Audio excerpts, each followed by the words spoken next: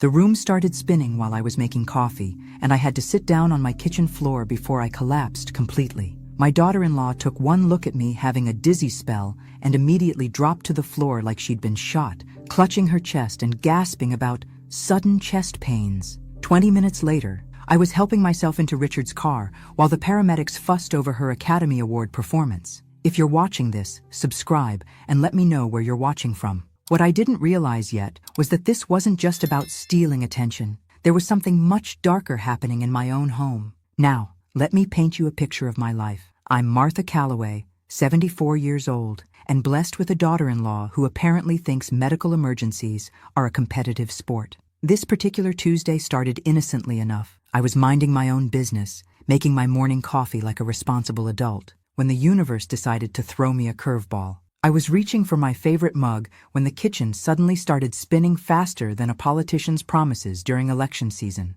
My head felt like it was floating 3 feet above my shoulders, and my legs turned into overcooked spaghetti. Being the genius I am, I decided to sit down on my kitchen floor before I face-planted into my coffee maker. There I was, 74 years old, sitting cross-legged on my own linoleum, staring up at the ceiling and wondering what the hell was happening to me. "Richard!" I called out, trying to sound casual despite the circumstances. "I need some help here. Your girlfriend just made friends with the kitchen floor." My partner of 15 years came running like the house was on fire. He took one look at me sitting on the floor, and his face went white as my good china. "Martha, what happened? Are you hurt?" I got dizzy and had to sit down.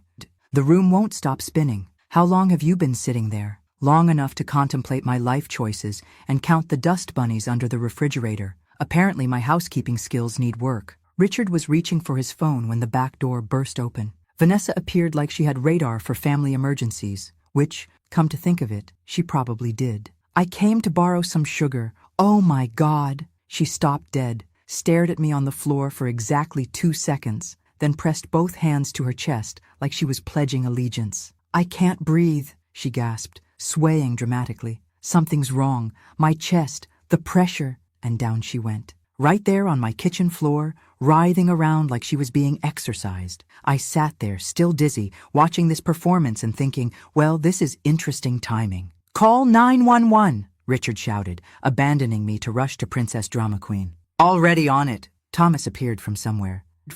Phone glued to his ear. "We need an ambulance." 1 ambulance. For 2 emergencies. Guess which one got priority? I'll give you a hint. It wasn't the person who was actually sick. The paramedics arrived faster than pizza delivery, took one look at Vanessa's theatrical writhing, and immediately swarmed her like she was the only patient in a 50-mile radius. Meanwhile, I sat on my kitchen floor, still dizzy, watching this circus unfold. "Ma'am, we need to get you to the hospital immediately," they told Vanessa, loading her onto a stretcher. "What about my mother?" Thomas asked, gesturing vaguely in my direction like I was a forgotten grocery bag. "Can she walk to the car? Can she walk to the car?" Like I was the afterthought in my own medical emergency, which technically I was. "I think I can manage," I replied, accepting Richard's help to stand up. The dizziness was fading, but something else was just beginning to take shape in my mind. 20 minutes later, we were at Mercy Hospital, where Vanessa had managed to claim 3 nurses,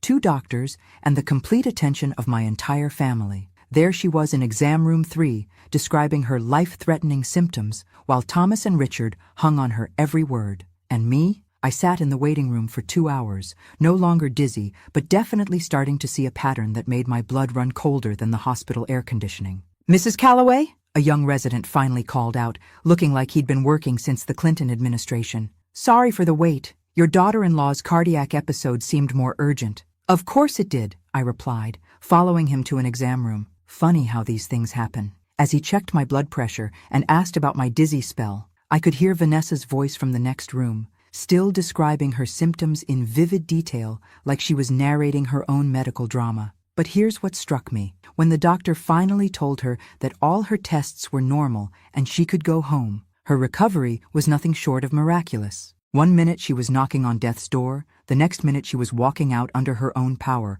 laughing about how stress must have triggered her episode. Stress. The stress of having to share medical attention, apparently. "Your blood pressure is slightly elevated," the resident said, "but that could be from the stress of the episode." "How often do you have dizzy spells like this?" "More often lately," I admitted, Maybe once or twice a week. Any other symptoms? Nausea, fatigue, changes in appetite? Now that he mentioned it, yes. I'd been feeling more tired lately, having bouts of nausea that came and went like uninvited guests. I'd chalked it all up to getting older, but sitting there in that sterile exam room, I started to wonder. Some nausea, yes, and I've been more tired than usual. At your age, these symptoms could indicate several things. I'd recommend following up with your primary care physician for a more thorough workup. That night, I sat in my favorite chair, no longer dizzy, but definitely thinking, because this wasn't the first time something like this had happened. In fact, the more I thought about it, the more I realized there was a pattern here that I'd been too polite or too trusting to acknowledge. 3 months ago, when I'd fallen down the stairs and hit my head, Vanessa had suddenly developed breathing problems that required oxygen and an EKG. The EMTs had spent more time treating her panic attack than checking me for a concussion. 6 months ago, when I'd had that car accident and needed stitches for the cut on my forehead, Vanessa had fainted at the scene and claimed the first ambulance while I waited in the rain with blood dripping into my eyes. And last year, during my gallbladder surgery, Vanessa had such a severe panic attack in the waiting room that they'd had to call a separate medical team to treat her while I was on the operating table. Every single time I'd needed medical attention, Vanessa had managed to upstage me with her own emergency. It was like having a medical understudy who kept pushing the star off the stage. I pulled out a notebook and started writing down every incident I could remember.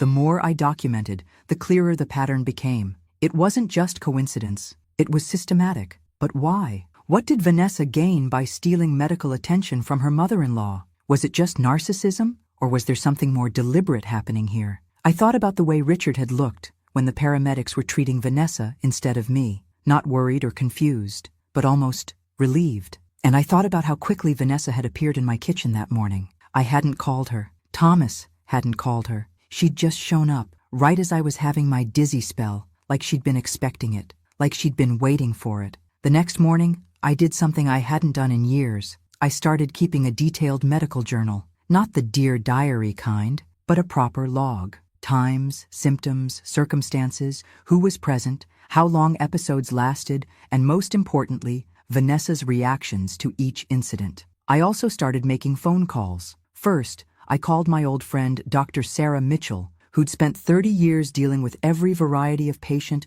known to medical science. Sarah, hypothetical question. If someone consistently had medical emergencies, but only when someone else needed help, what would you call that? Attention-seeking behavior, factitious disorder, or remarkably convenient timing, she replied. Why are you asking? Please tell me you're not diagnosing family members again. Just curious about human psychology and the fascinating ways people compete for sympathy. Martha, you're being evasive. What's really going on? I told her about yesterday's incident and the pattern I was starting to see. Sarah listened without interrupting, which I appreciated. How many times has this happened? She asked when I finished. At least 6 major incidents in the past 2 years. Probably more minor ones I didn't think to track. Martha, that's not coincidence. That's systematic behavior. But what's the purpose? What does she gain? Control, attention, sympathy, or, Sarah paused, she could be ensuring that you don't receive proper medical care. That possibility hit me like a physical blow. What do you mean? If medical personnel are distracted treating her emergency, they're not focusing on properly diagnosing or treating your actual symptoms. It's a form of medical sabotage. After hanging up, I sat in my kitchen staring at my coffee cup, trying to process this idea. Was it possible that Vanessa's dramatic collapses weren't just about stealing attention, but about preventing me from getting proper medical care? And if so, why would she want to do that? I decided to do some investigating. I called the 3 hospitals where I'd been treated in the past year, claiming I needed to update my insurance information. What I discovered made my hands shake. At Mercy Hospital, where I'd been treated for my dizzy spell yesterday, there was no record of Vanessa ever being a patient. Despite being transported there by ambulance and treated for hours, she'd somehow never been officially admitted. At St. Joseph's, where we'd gone after my car accident, the same thing. No record of Vanessa as a patient, even though I clearly remembered her being treated for her fainting episode. At General Hospital, where I'd had my gallbladder surgery, they had a record of Vanessa being treated in the ER for a panic attack, but she'd given a different last name and different insurance information. This wasn't just attention-seeking behavior. This was fraud.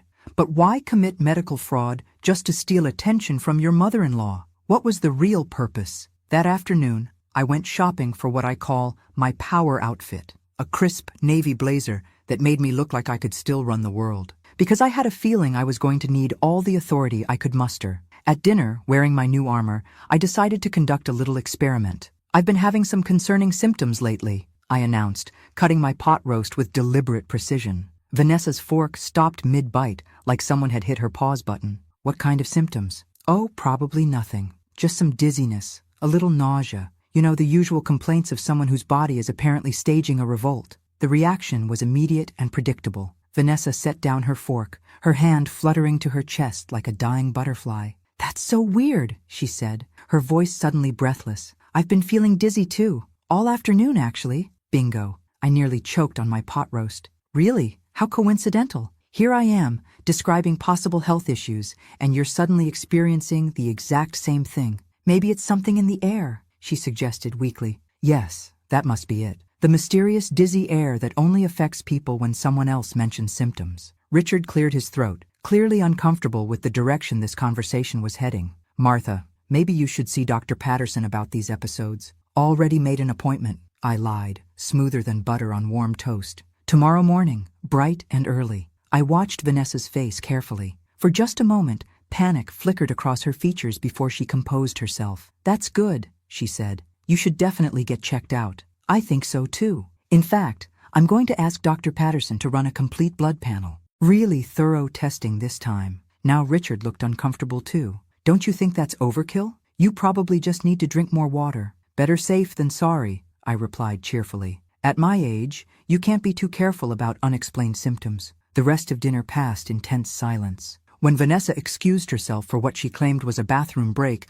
but turned into a 20-minute absence, I knew something was brewing. I found her in the hallway, whispering into her phone like she was coordinating a military operation. "She's asking questions," I heard her say, "about the symptoms." "No, I handled it, but we need to be careful. What if she actually goes to the doctor?" When she saw me, she hung up faster than a telemarketer who'd called during dinner. "Everything okay, sweetheart?" I asked, with my sweetest grandmother smile. "Fine," she replied, but her laugh sounded like fingernails on a chalkboard. "Just checking on my mother." "How lovely. I hope her sudden emergency is resolving well." "Emergency?" "Well, you were gone for 20 minutes having what sounded like a very urgent consultation. Unless your mother has developed the miraculous ability to treat dizziness through telephone therapy." Vanessa's face turned an interesting shade of pink. "She's fine. Just needed someone to talk to." "How wonderful. There's nothing quite like a good heart-to-heart conversation. Speaking of hearts, I should probably get some rest.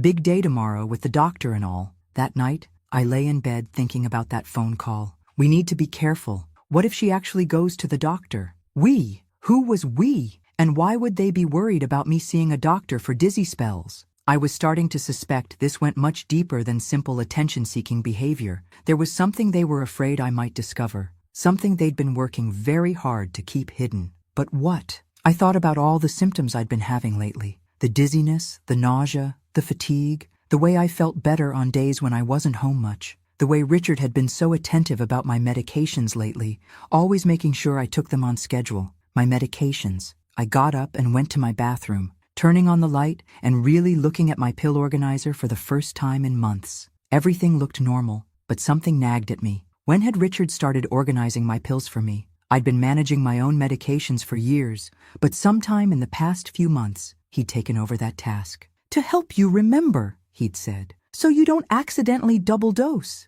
But I'd never had trouble remembering to take my medications. I was a retired pharmacy technician, for God's sake. Managing medications was second nature to me. So why had Richard insisted on taking over? And why was I having more symptoms now than I'd had before he started helping? A chill ran down my spine as a horrible possibility began to take shape in my mind. Wednesday morning, instead of going to a doctor's appointment I'd never actually made, I did something that would have made my late husband proud. I started investigating like the stubborn woman he'd married. First, I called every hospital in the area, claiming to be updating my medical records. What I discovered made my blood run cold. Vanessa had been to emergency rooms 17 times in the past 2 years. 17 times. Always with vague symptoms that cleared up quickly. Always when I or another family member had been seeking medical attention. But here's the kicker. She'd used 3 different names and claimed different insurance information each time. That wasn't attention-seeking behavior. That was systematic fraud.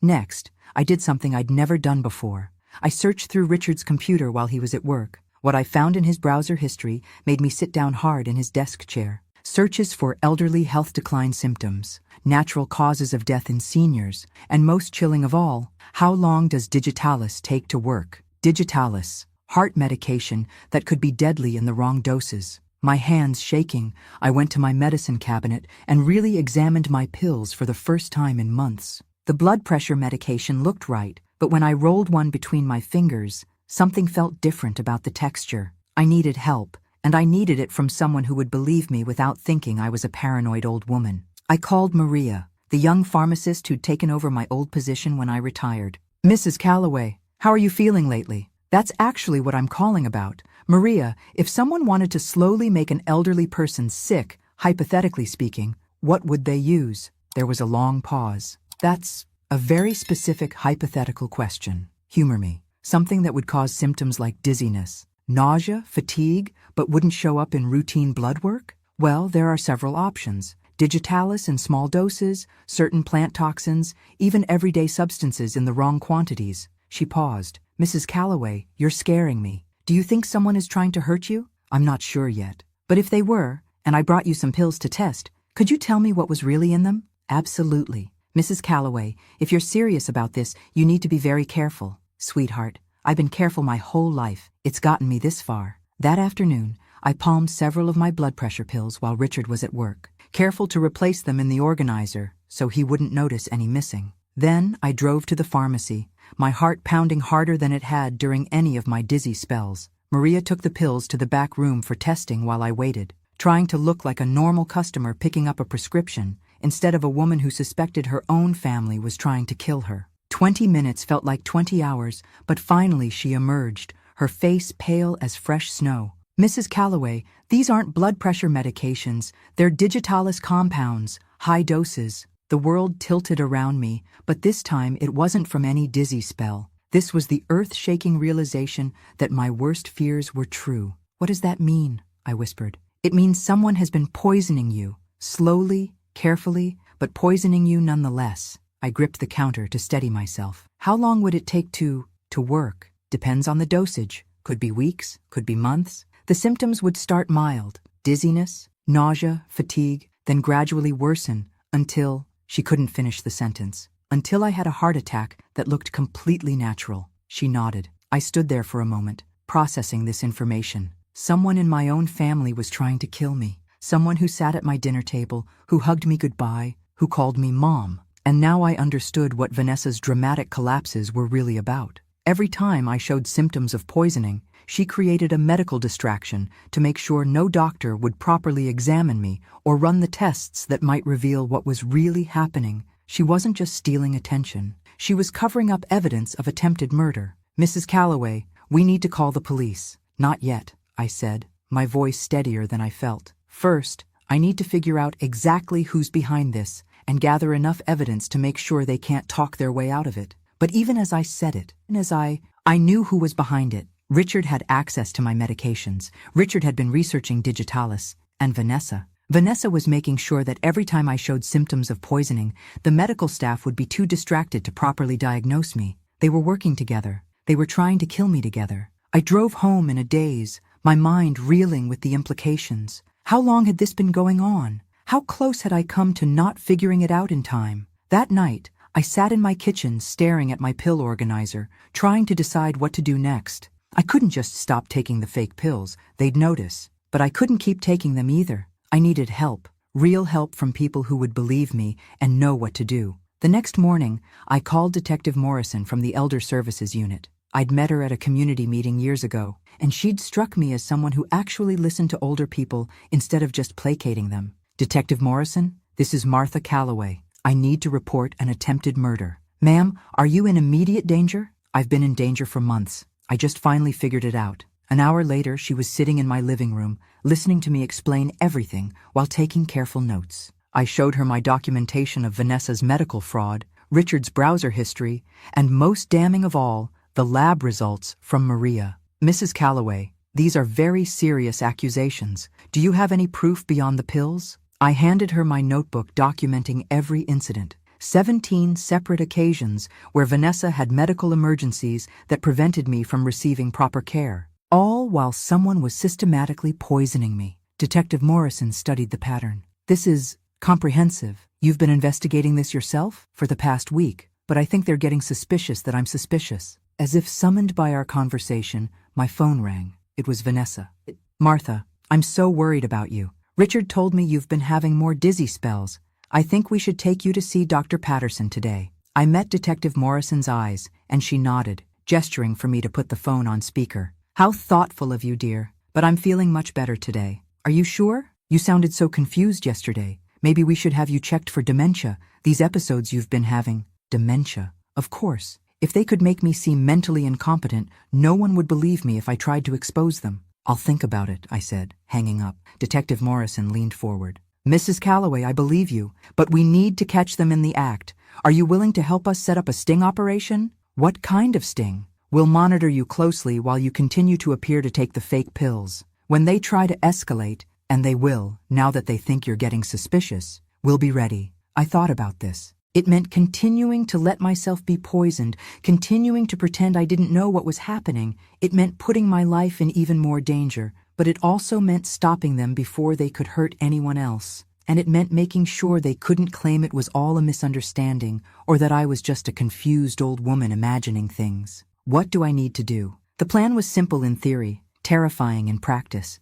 I would continue my normal routine while wearing a hidden monitoring device. Detective Morrison's team would be watching my house, and I had a panic button that would bring them running if things went wrong. What I didn't expect was how quickly things would go wrong. Friday morning, Richard seemed agitated as he prepared my breakfast. Instead of the usual 1 pill beside my orange juice, he placed 3. You seem to be having more episodes lately, he said, not quite meeting my eyes. Dr. Patterson thinks you should increase your dosage. When did you talk to Dr. Patterson? Yesterday while you were napping. I pretended to take the pills, palming them like a Vegas magician while my heart raced. 3 pills instead of 1. They were trying to finish this quickly. Actually, Richard, I've been thinking about what Vanessa said yesterday. Maybe I should see about getting checked for dementia. His face lit up like Christmas morning. Really? I think that's very wise. Could you call and set up an appointment, maybe for this afternoon? Of course. I'll call right now. As soon as he left the room, I activated the panic button Detective Morrison had given me. But instead of the cavalry arriving, I heard Richard on the phone in the next room. She wants to be evaluated for dementia. Yes, this afternoon if possible. The memory care unit? Perfect. Memory care unit. They weren't just trying to have me declared incompetent. They were trying to get me committed. I needed to get out of the house. But before I could move, I heard Richard's footsteps returning. Good news, he announced, seeming genuinely happy for the first time in weeks. Dr. Patterson can see you this afternoon. They have an opening at the memory care facility. Memory care facility? Just for evaluation, he said quickly. To make sure you're getting the right treatment for your confusion. How thoughtful. And Vanessa will be coming too? She insisted. She's so concerned about you. I'll bet she was. Once they got me committed to a memory care facility, they could control my medical treatment completely. They could increase the poison, prevent me from communicating with the outside world, and make my death look like the tragic but natural decline of an elderly woman with dementia. It was actually brilliant, in a completely psychotic way. What time is the appointment? I asked. 2 o'clock. We should leave here around 1:30. That gave me 4 hours to either escape or spring the trap. 4 hours to decide whether to run or fight. I chose to fight. Richard, I said sweetly, I'm feeling a little anxious about this appointment. Could you make me some tea? That chamomile blend I like? Of course, sweetheart. As soon as he went to the kitchen, I quickly activated my phone and sent a text to Detective Morrison. They're trying to commit me today. 2 p.m. appointment at memory care facility. Need help now. Her response was immediate. Team in position. Stay calm. Follow the plan. What plan? The plan was to catch them escalating their poisoning attempts, not to let them lock me up in a facility where I'd be completely at their mercy. Richard returned with my tea, and I noticed his hands were shaking slightly as he set the cup down. Nervous about something? I asked. Just worried about you, he replied, but he couldn't quite meet my eyes. I pretended to sip the tea while watching him carefully. He seemed to be waiting for something, checking his watch every few minutes. Then I understood. The tea wasn't just tea. They drugged it, probably with something to make me seem confused or disoriented for the appointment. I set the cup down. This tastes bitter. Did you put sugar in it? No sugar. Maybe the tea's old. Maybe. I stood up slowly. I think I'll lie down for a bit before we have to leave. Good idea. Rest will help. But as I walked toward the stairs, the room started spinning again. Not the mild dizziness I'd been experiencing from the poisoned pills, but something much stronger. Whatever they'd put in that tea was working fast. I made it to my bedroom and closed the door, my hands shaking as I reached for the panic button. But before I could press it, I heard voices downstairs. Vanessa had arrived early. Is she drinking it? She asked. She had some, but not all of it, Richard replied. Maybe we should have used more. We can't use more. It has to look natural, remember? Like she's just getting confused and disoriented? I crept to the top of the stairs, staying out of sight, but trying to hear every word. What if she doesn't seem confused enough for the evaluation? Richard asked. Then we'll help her along. I brought some of those pills that make people seem agitated and paranoid. We can give her one in the car. They were planning to drug me into appearing mentally incompetent. Once I was committed, they could control every aspect of my medical care. They could poison me with impunity, and if I tried to tell anyone what was happening, they'd just say it was the dementia talking. I pressed the panic button and waited, but nothing happened. No sirens, no police cars, no rescue team. Either the device wasn't working, or Detective Morrison's team was waiting for more evidence. I was on my own. The room was spinning more violently now, and I could feel my coordination slipping away. Whatever they'd put in that tea was strong enough to kill me if I'd drunk the whole cup. I needed to get out of the house before they came upstairs to check on me and found me conscious and alert instead of drugged and confused. Moving as quietly as possible, I opened my bedroom window. The roof of the back porch was directly below, and if I could make it that far, I could climb down and escape through the backyard. It was a ridiculous plan for a 74-year-old woman, but it was better than letting them succeed in their attempt to have me committed. I was halfway out the window when I heard footsteps on the stairs. Martha? Richard called. How are you feeling? It's almost time to go. I dropped onto the porch roof as quietly as possible, but the impact sent a shock of pain through my arthritic knees. I bit back a cry and crawled toward the edge, where the old oak tree provided a way down to the yard. Martha? Richard's voice was closer now. Martha, where are you? I heard my bedroom door open just as I grabbed the tree branch and swung myself off the roof. For a moment, I hung there like an elderly monkey, wondering if this was how my obituary would read. Woman dies attempting to escape from her own house. But adrenaline is a wonderful thing. I made it to the ground just as I heard Richard shout from my bedroom window. She's not here! Vanessa! She's gone! I ran through my backyard and into the neighbors, not stopping until I reached the street. My phone was still in my pocket, and I called Detective Morrison as I stumbled toward the main road. Martha, where are you? They tried to drug me, I gasped. In the tea. They were going to take me to a memory care facility and have me committed. We're on our way. Where are you now? Corner of Pine and Maple. I climbed out my bedroom window. You did what? It seemed like a good idea at the time. Within minutes, police cars were surrounding my house. I watched from Detective Morrison's vehicle as they arrested Richard and Vanessa, both of whom were still trying to maintain their innocence even as the evidence mounted against them. This is insane, Vanessa shouted as they led her away in handcuffs. She's obviously having a psychotic break. She climbed out a window. Yes, I called back, and it was the smartest thing I've done in months. The interrogation room at the police station was exactly like you see on TV. Bland, uncomfortable, and designed to make people tell the truth whether they wanted to or not. I sat behind the one-way glass, watching Richard try to maintain his innocence while the evidence piled up around him like snow in a blizzard. Mr. Winters, we have your internet search history showing research into digitalis poisoning, Detective Morrison said calmly. We have the fake pills with your fingerprints on the bottle. We have 17 documented instances of medical fraud committed by your accomplice. We have recordings of you discussing Martha's evaluation for dementia. What we don't have is your explanation. I want a lawyer, Richard said for the 5th time. In the next room, Vanessa was telling a very different story. She'd already confessed to the medical fraud, the fake emergencies, and her role in diverting attention from my symptoms. What she was trying to do now was minimize her involvement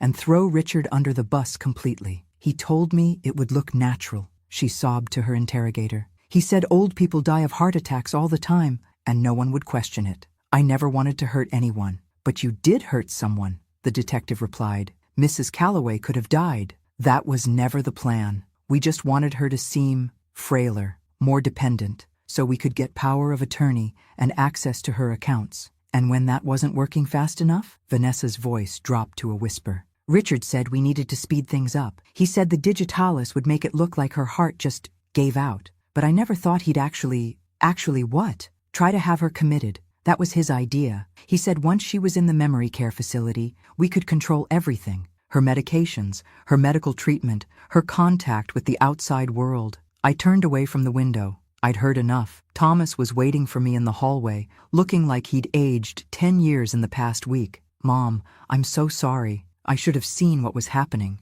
How could you? They were very good at what they did. But the pattern. All those times Vanessa had emergencies when you needed help. The pattern was only obvious once I knew what to look for. I patted his arm. They fooled everyone, sweetheart. Don't blame yourself for not seeing what they worked so hard to hide. How did you know? What made you finally realize what they were doing? I thought about this carefully. It wasn't any one thing. It was the accumulation of small details that didn't add up. Vanessa's perfectly timed emergencies. Richard's sudden interest in managing my medications. The way I felt better on days when I wasn't home. But what made you test the pills? When I realized they were working together. The phone call I overheard, the way they both pushed for me to see doctors about dementia. It clicked that this wasn't just about attention or even money. This was about control. And ultimately, it was about eliminating the only thing standing between them and my bank account. Detective Morrison emerged from the interrogation room. Mrs. Calloway, they're both confessing. Richard's trying to make a deal, but with the evidence we have, he's not in a position to negotiate.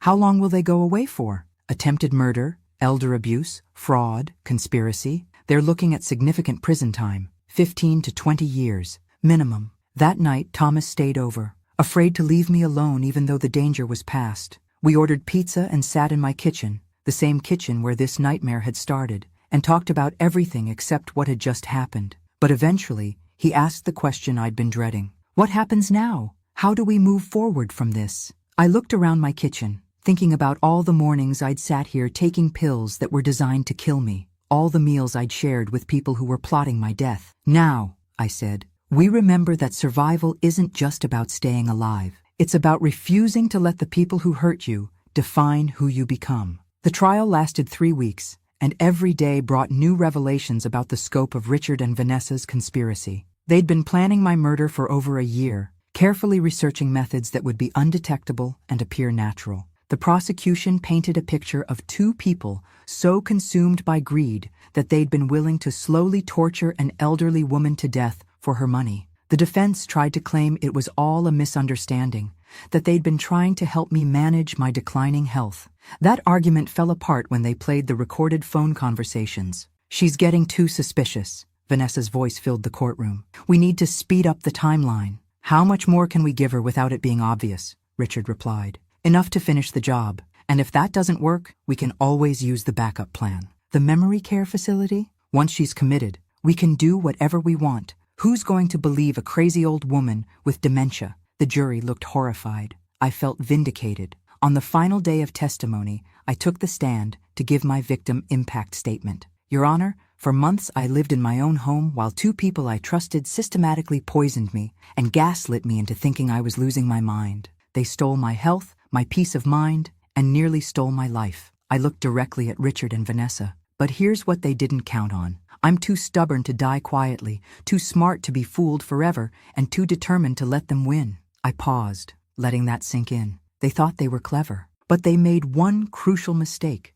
They underestimated their target, and that mistake is going to cost them the next 20 years of their lives. The courtroom was silent, except for the sound of Vanessa's quiet crying. I hope they used that time to think about the fact that their greed didn't just nearly destroy my life, it destroyed my son's marriage, broke apart our family, and shattered the trust that should exist between people who claim to love each other. I straightened my shoulders. But most of all, I hope they understand that their failure wasn't just about getting caught. It was about choosing to target someone who refused to be a victim. The jury deliberated for less than 4 hours. Guilty on all counts. Richard was sentenced to 22 years for attempted murder, elder abuse, fraud, and conspiracy. Vanessa received 18 years for the same charges. Both sentences were to be served without possibility of parole for at least 15 years. As they were led away, Vanessa looked back at me one last time. You can't prove we actually tried to kill you, she said desperately. It could have been an accident. I held up my notebook, the same notebook that had helped convict them. Actually, sweetheart, I proved exactly that. Every dizzy spell, every fake emergency, every lie you told, it's all documented. She looked stunned, like she'd never considered that someone might actually keep track of what they were doing to them. The difference between us, I told her, is that I paid attention, and you didn't. 6 months after the sentencing, I stood in my kitchen making coffee, real coffee, with my own hands, using my own ingredients, taking my own actual medications afterward. Simple pleasures that I would never take for granted again. Thomas had moved in temporarily after the trial, worried about leaving me alone. But today he was packing to move back to his own place. Are you sure you'll be okay here by yourself? He asked for the 100th time. I survived being slowly murdered in this house, I replied. I think I can handle living here peacefully. He laughed, but it was still a little nervous. Have you thought about dating again? Maybe finding someone new? Honey, after what I've been through, I think I'll stick to my own company for a while. It's much safer. Sarah, the nurse Thomas had been dating during the whole ordeal, had become a close friend. She stopped by that afternoon with groceries and updates from the hospital. You know what I admire most about your story? She said, as we prepared dinner together. You never gave up on yourself. Even when they were making you doubt your own mind, you trusted your instincts. The alternative was dying, I replied, and I wasn't ready for that. Are you ready to start really living again? I thought about this question while we cooked. For months, I'd been focused on survival, on catching the people who were trying to kill me, on seeing justice done. But now that it was over, what came next? I think I'm ready to help other people avoid what happened to me, I said finally. That's how the Martha Calloway Foundation for Elder Protection was born. Using the settlement money from Richard's insurance policy and the proceeds from selling the story to a true crime podcast, I'd established a nonprofit dedicated to training healthcare workers, law enforcement, and families to recognize the signs of elder abuse. Detective Morrison had become the director of training, and Dr. Sarah Mitchell served on the board. We'd already helped identify and prosecute 12 cases of elder abuse across 3 states. You know what the best part is? Detective Morrison said during our quarterly board meeting. Every case we solve, every family we help, it's like getting revenge on Richard and Vanessa all over again. I smiled. The best revenge isn't getting even. It's making sure no one else has to go through what you went through. That evening, I sat in my garden watching the sunset, thinking about how much my life had changed. A year ago, I'd been a trusting elderly woman living quietly with her partner. Now I was a nationally recognized expert on elder abuse, a best-selling author, and apparently something of a folk hero to people who'd been underestimated because of their age. My phone rang. It was a woman from Oregon whose symptoms sounded familiar. Mrs. Calloway, I think my son-in-law might be poisoning me. Every time I feel sick, his wife has some kind of emergency that takes all the attention away from me. Tell me everything, I said, pulling out a notebook. And don't worry, we're going to figure this out together. As I listened to her story, I felt that familiar surge of determination. Because Richard and Vanessa had taught me something important. The world is full of predators who target the vulnerable. But they'd also taught me something else. Sometimes the vulnerable fight back. And when they do, they're absolutely ruthless about it. After I hung up, I made one more phone call to Detective Morrison. We've got another one, I said. Oregon this time. Same pattern. I'll make some calls. How soon can you be there? Tomorrow morning, but this time we're not waiting for them to escalate. This time we stop them before they get that far. I hung up and looked around my quiet house, the house where I'd nearly died, and where I'd found the strength to fight back and win. Tomorrow, I'd help another elderly person refuse to be a victim. Next week, I'd give another speech about recognizing the warning signs of elder abuse. Next month, I'd help train another group of healthcare workers to spot the patterns that almost killed me. It wasn't the retirement I'd planned, but it was exactly the life I'd chosen. And as I sat there in my safe, quiet house, alive and free and completely in control of my own destiny, I smiled, because sometimes the best revenge is simply refusing to die. And I intended to live a very, very long time indeed. Thanks for listening. Don't forget to subscribe and feel free to share your story in the comments. Your voice matters.